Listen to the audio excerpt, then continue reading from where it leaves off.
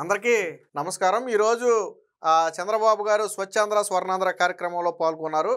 మనందరికీ తెలిసిందే. అయితే ఆయన పాల్గొని తిరిగి వస్తున్నప్పుడో లేదా ఆయన మొత్తానికి కార్యక్రమానికి వెళ్తున్నప్పుడో కానీ ఒక ఘటన జరిగింది. సో వాస్తవానికి ఆ సమయంలో చంద్రబాబు గారు కాబట్టి ఆగారు కానీ వేరొక వ్యక్తి అయితే ఆగారు. ఎందుకంటే గతంలో జగన్మోహన్ రెడ్డిని కూడా చూసాం. జగన్మోహన్ రెడ్డి తొక్కుకుంటా ఎక్కించుకుంటా వెళ్ళిపోవటమే తప్ప ఆగే పరిస్థితి ఉండదు.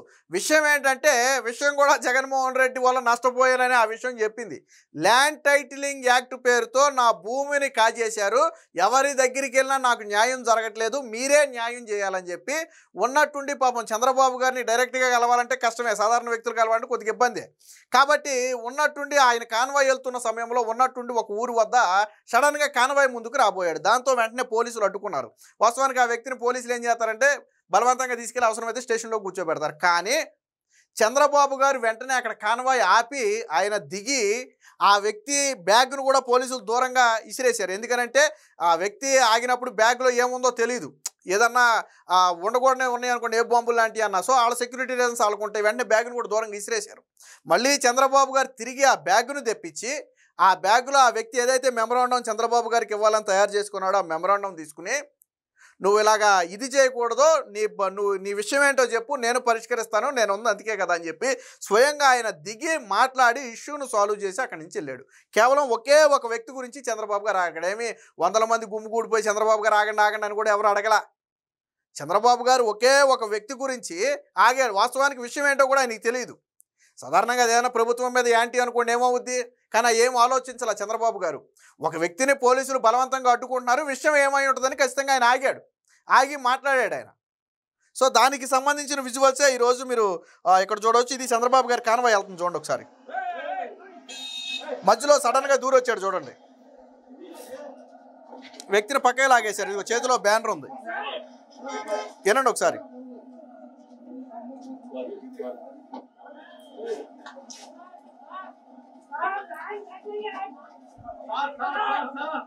విన్నారా? Sir land titling act, sir land titling act అంటున్నాడు. అంటే మొత్తం చెప్పే అవకాశం లేదు, పోలీసులు పక్కన లాగుతున్నారు కదా. వినండి ఒకసారి.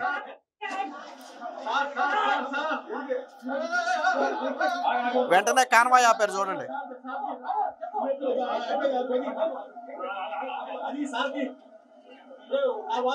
చూడండి, స్వయంగా చంద్రబాబు గారే కాన్వాయ్ ఆపి వెంటనే డోర్ కూడా ఆయనే తీస్తుంటే వెంటనే సెక్యూరిటీ కూడా దిగారు, డోర్ కూడా తీశారు. ఒకసారి చూడండి.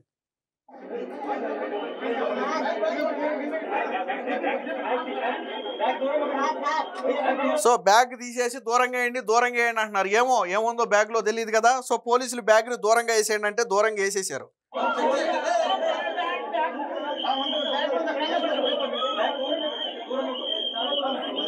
చూడండి ఒకసారి.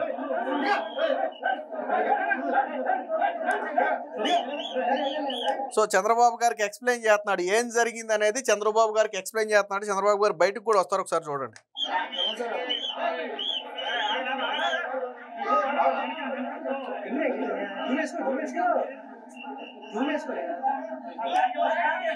సో ఆయన విషయం మొత్తం విన్న తర్వాత దాని మెమరాండం ఇమ్మని అడిగారు. ఇమ్మంటే వాస్తవానికి అది బ్యాగ్లో ఉంది. సో బ్యాగ్ని ఏమో పోలీసులు ముందే ఎందాక తీసి దూరంగా ఇసిరేశారు కదా. ఆ బ్యాగ్ను కూడా స్వయంగా చంద్రబాబు గారే తెప్పిస్తారు చూడండి. ఎందుకంటే అంత గమ్ముని దగ్గరికి రానివ్వరు బ్యాగులు అయ్యి. ఆయన బయటకు వస్తారు చూడండి.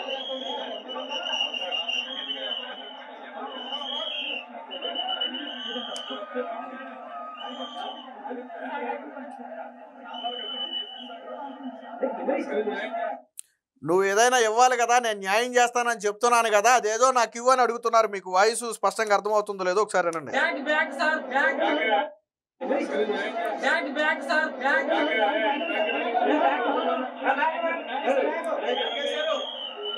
సో ఆ బ్యాగ్ అప్పటికే దూరంగా వెళ్ళిపోయింది. ఆ బ్యాగ్లో పేపర్లు ఉన్నాయి, అవి కూడా స్వయంగా ఆయనే తెప్పిస్తారు చూడండి ఒకసారి.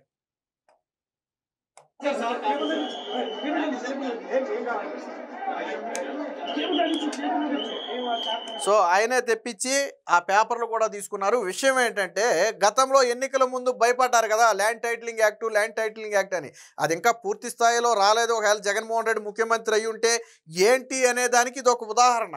అసలు అది పూర్తి స్థాయిలో ఏమీ రాకముందే ల్యాండ్ టైటిలింగ్ యాక్ట్ పేరుతో ఆ వ్యక్తి భూములు కొట్టేశారంట. సరే ఎలా కొట్టేశారు ఏంటనేది ఆ డీటెయిల్స్ అన్నీ పూర్తిగా అతను చెప్తేనే కానీ తెలియదు. ఏ మీడియా ముందు కన్నా వచ్చి ఏం జరిగిందనేది చెప్తేనే కానీ తెలియదు. సో అంటే రాష్ట్రంలో ఎలాంటి పరిస్థితులు ఉన్నాయి అనేది చెప్పడానికి ఇదొక ఉదాహరణ.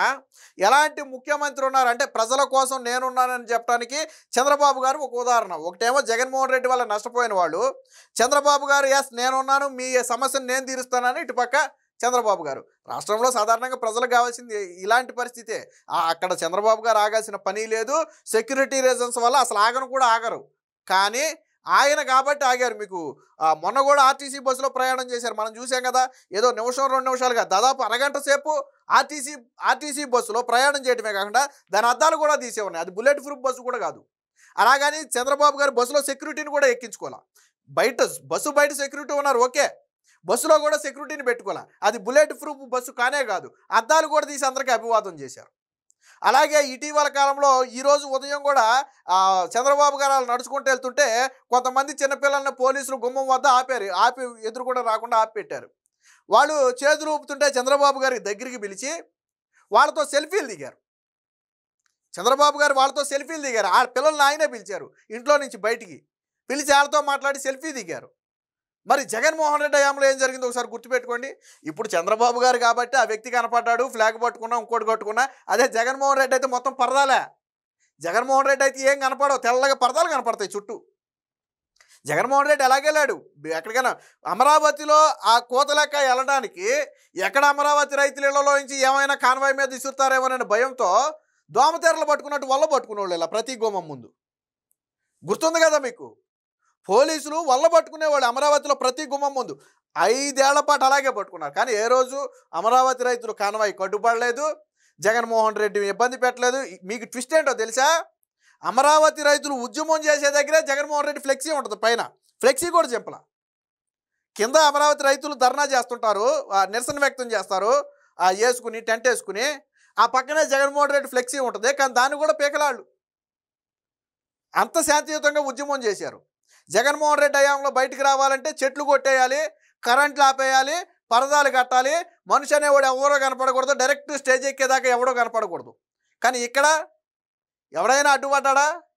స్వయంగా చంద్రబాబు గారు కాన్వాయ్కి అడుగు దూరంలో ఆగాడు. చంద్రబాబు గారు కూడా అడుగు దూరంలో దగ్గర నిలబడి మాట్లాడారు ఆయనతో. ఇది ప్రజల ముఖ్యమంత్రి అంటే. మరి జగన్మోహన్ రెడ్డి హయాంకి ఇప్పటికి ప్రజలైనా ఏం కోరుకుంటారు? ఏదో ఓటేసాం కదా అయిపోయింది, అది కాదు. మనం ఓటేసిన వ్యక్తి మన మనిషా కాదా? మనకి కష్టం వస్తే స్పందిస్తాడా లేదా? మనం ఆ వ్యక్తిని కలవగలుగుమా లేదా? ఏదో ఒక రూపంలో. మామూలుగా చంద్రబాబు గారిని కలవాలన్నా కష్టమే, కాదని నేను అన్నాం. ఈజీగా వెళ్ళిపోయి ఎవరు పడితే వాళ్ళు కలవడం కుదరదు. కాకపోతే సచివాలయంలో మీరు ముందుగా తీసుకుని కలవచ్చు, తప్పులేదు. కానీ జగన్మోహన్ రెడ్డి అసలు సచివాలయానికి ఎప్పుడు వచ్చాడో కూడా ఎవరికీ తెలియదు. ఎప్పుడు తాడేపల్లి ప్యాలెస్లోనే ఉండేవాడు. ఇది ఒక ప్రజా ముఖ్యమంత్రికిను గతంలో పాలించిన నియంత ముఖ్యమంత్రికి మధ్య ఉన్న తేడా. ఇది ఎందుకు చూపామంటే ఇదేమి పెద్ద విషయంలాగా మీకు అనిపించకపోవచ్చు, కానీ వాస్తవానికి పెద్ద విషయమే. ఆ వ్యక్తి ఎవరి దగ్గరికి వెళ్ళినా తన సమస్య సాల్వ్ కాలేదు కాబట్టి చంద్రబాబు గారి కాన్వాయ్కి అడ్డుపడే ప్రయత్నం చేశాడు. వాస్తవానికి అది కేసు అవుద్ది. ఆ వ్యక్తిని తీసుకెళ్లి స్టేషన్లో కూర్చోబెడతారు. అవసరమైతే రిమాండ్ వేసినా ఆశ్చర్యపోవాల్సిన అవసరం. Z+ కేటగిరీ ఉన్న వ్యక్తి కాన్వాయ్కి అడ్డుపడుతూ ఊరుకుంటారా? ఏదన్నా జరగరాని జరిగితే సెక్యూరిటీ రీజన్స్ చాలా ఉంటాయి. కానీ చంద్రబాబు గారు ఆగి సమస్య విని అతని దగ్గర మెమరాండం తీసుకుని నేను పరిష్కరిస్తానని హామీ ఇచ్చారు. ఆ వ్యక్తి ఎంత మానసికంగా నలిగిపోయి ఉంటే చంద్రబాబు గారి కాన్వాయ్కి అడ్డుపడే ప్రయత్నం చేస్తాడు. ఎన్నిసార్లు అధికారులు ఇంకో చుట్టుకో తిరుగుంటాడు. సో జగన్మోహన్ రెడ్డి గతంలో తీసుకురావాలి అనుకున్నటువంటి ల్యాండ్ టైటిలింగ్ యాక్ట్ యొక్క ఎఫెక్ట్ అది ఏంటనేది ఆ వ్యక్తి బయటకు వస్తేనే కానీ మనకు తెలియదు. ఇది చంద్రబాబు గారికి గతంలో జగన్మోహన్ రెడ్డికి మధ్య ఉన్నటువంటి తేడా.